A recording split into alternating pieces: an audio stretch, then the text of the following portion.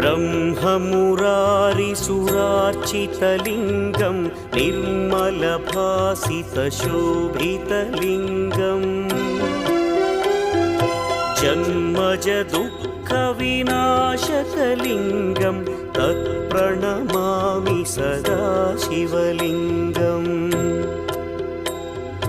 देवमुनिप्रवरार्चितलिङ्गं कामदहन करुणाकरलिङ्गम्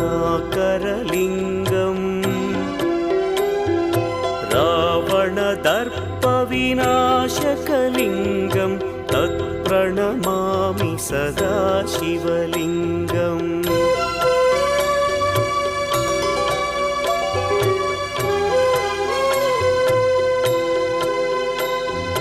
सर्वसुगन्धसुलेपितलिङ्गं